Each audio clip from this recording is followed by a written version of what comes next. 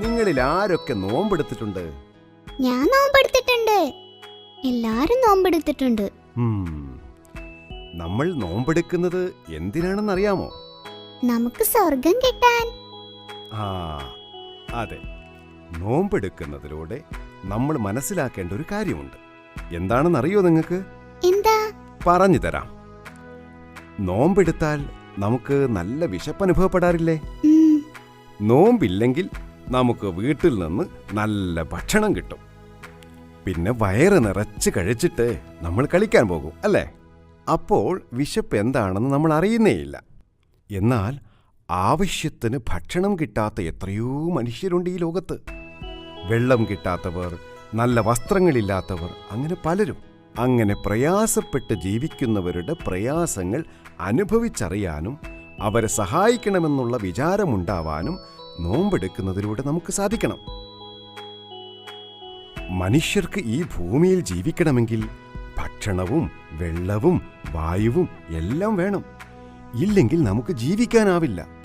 ഇതൊക്കെ ആരാണ് നമുക്ക് തരുന്നത്? അല്ലാഹു.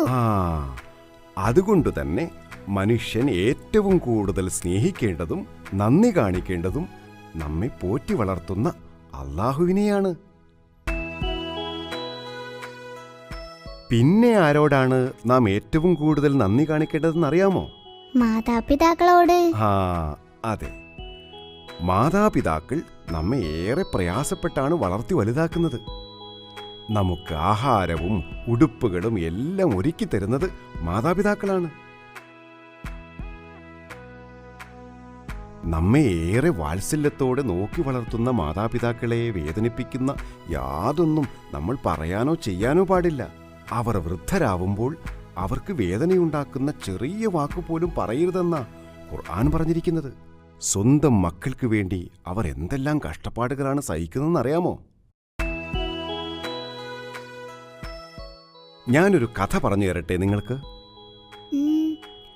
ഒരിക്കൽ സത്യവിശ്വാസികളുടെ ഉമ്മയായ ആയിഷ ബീവി റളിയല്ലാഹു അൻഹയുടെ അടുത്ത് ഒരു സ്ത്രീ വന്നു. അവരുടെ 2 കുട്ടികളും കൂടെ ഉണ്ടായിരുന്നു.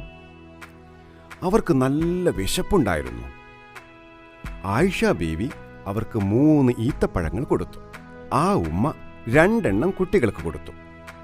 3-ാമത്തെ ഈത്തപ്പഴവും കയ്യിലെടുക്കുന്നത് കണ്ടപ്പോൾ ആ ഉമ്മ അത് കഴിക്കുമെന്നാണ് എല്ലാവരും വിചാരിച്ചത്. പക്ഷേ ആ ഉമ്മ എന്തു ചെയ്തെന്നോ? 2 കഷ്ണമാക്കി അതും കുട്ടികൾക്ക് തന്നെ കൊടുത്തു. നല്ല വിശപ്പുണ്ടായിട്ടും ആ ഉമ്മ ഒരു കഷ്ണം പോലും കഴിച്ചില്ല. അത്രയ്ക്ക് വാത്സല്യവും കരുണയുമുള്ള ആ ഉമ്മയ്ക്ക് സ്വർഗമാണുള്ളതെന്ന് നബി സല്ലല്ലാഹു അലൈഹി വസല്ലം പറയുകയുണ്ടായി.